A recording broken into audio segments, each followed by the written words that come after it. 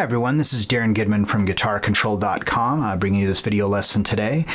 Today I want to talk to you about dyads. Now, in a previous lesson, I talked about triads, which are chords that have 3 notes. Today I'm going to talk about dyads, which are chords that only have 2 notes. You may know some of these as just power chords. So the real common one that you probably already know is just your standard power chord or 5 chord.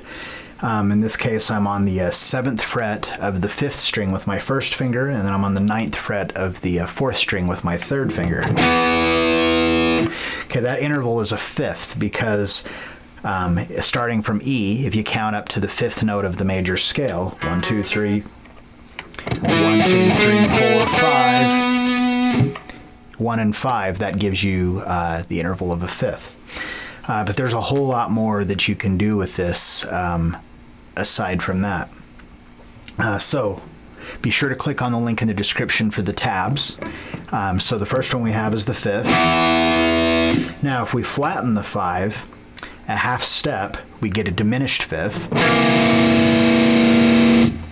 We flatten that again, so now I'm just barring the 7th fret of the 5th and the 4th string. That is a 4th.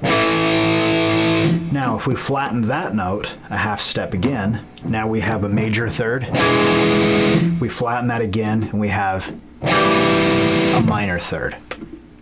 Now, going up back to where we started on the 5th, if we take that note and we raise it a half step, now we get a minor 6, and we raise that another half step, and we get a major 6. So by taking these notes or these chords rather, we can get a much bigger variety of tones and stuff.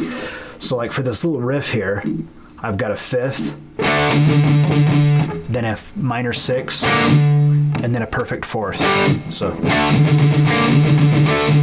or wait a minute, actually, I guess that's a 5th, a minor 6th, a 5th, then a 4th, and then back to a 5th. Back to a 4th. Now I move up here to A sharp, and I do a 5th, and then a major 6th. So now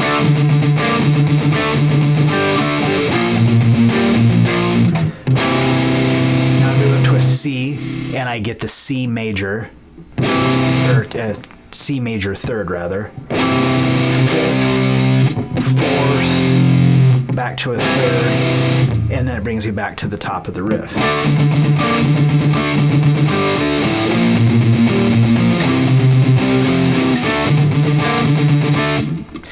So as you can see, that gives you a much bigger variety of things that you can do. So these shapes are the same across all pairs of strings until you get down to the 3rd and the 2nd string. And then at that point, you have to take whatever the shape you were doing before, and you have to raise whatever the note on the 2nd string a half step. So the shapes have changed a little bit. So starting with the 5th, so here I'm on the 7th fret of the 3rd string, and I'm on the 10th fret of the 2nd string. That's a 5th. I flatten that, I get a diminished 5th. I flatten that, I get a perfect 4th. I flatten that, I get a major 3rd. And I flatten that, and I get a minor 3rd. Now, starting back at the 5th again, if I raise that note on the 2nd string, I get a minor 6, and I raise that again, and I get a major 6. So anyway, these are, it's a lot more interesting of a way that you can use power chords in your songs than just doing the 5ths and 4ths that have been, that have been done to death. You can get a little bit of melody in there, and also, since you're not just playing perfect intervals, you're also playing major intervals and then flattening those and getting minor intervals. You just get a lot more variety in everything in your sound. So anyhow, be sure to click on the link in the description for the tabs, and until next time.